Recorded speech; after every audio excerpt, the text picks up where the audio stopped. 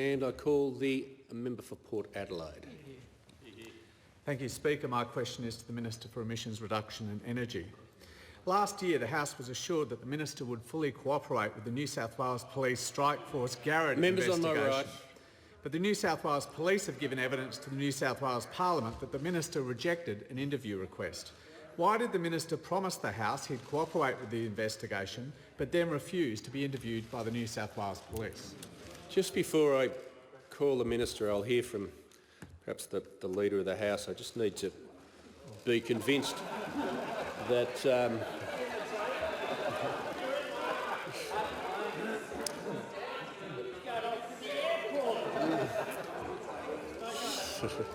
I just need to be...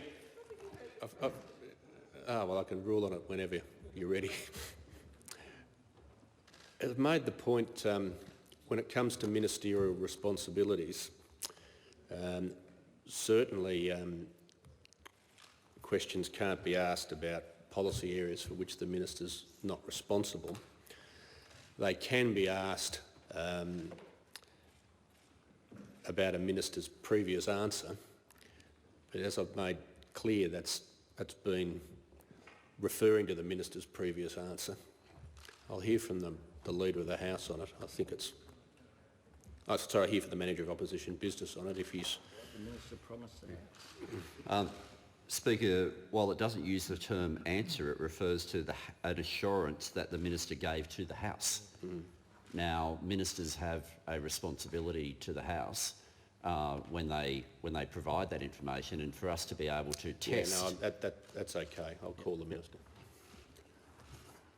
Well, thank you, Mr Speaker. And of course, I didn't refuse an interview with the New South Wales Police, and as the New South Wales Police have said in their responses to questions on notice in the New South Wales Parliament, we replied, answered questions and provided documentation, Mr Speaker. Now, Mr Speaker, I remind those opposite that they made this political police referral last year, and since then the New South Wales Police have considered and closed this matter. The AFP have considered and closed this matter, and the Commissioner, no less, has said the matter is finalised, full stop. Finalised, full stop. So I'm getting on with protecting lives and livelihoods, as should those opposite. The member for Port Adelaide. Thank you, Speaker. My question again is to the Minister for Emissions Reduction and Energy. On 24 October last year, in answer to a question, the Minister told the House that a document with fake numbers was drawn from the City of Sydney website. But New South Wales Police have told the New South Wales Parliament that they found no evidence that the Minister's office downloaded the annual report from the City of Sydney's website. Does the Minister stand by his statement to the House? And why won't the Minister tell the House where the document came from? The Minister has the call. Well, thank you, Mr Speaker. I do stand by the statement I made on the 25th of October that the document was accessed from the City of Sydney website. And let me read from the department's evidence. Minister, just pause for a second. The members for Shortland and others will cease interjecting. I'm trying to listen to the Minister's answer. The Minister has the call. And let me read from the department's evidence, which was made public in January, 4 months ago.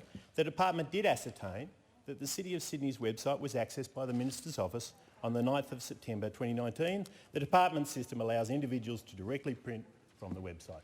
Now, Mr Speaker, this matter was the 9th political referral from those opposite, and in keeping with the previous 8, the matter was considered and closed not once but twice, Mr Speaker. Not once but twice.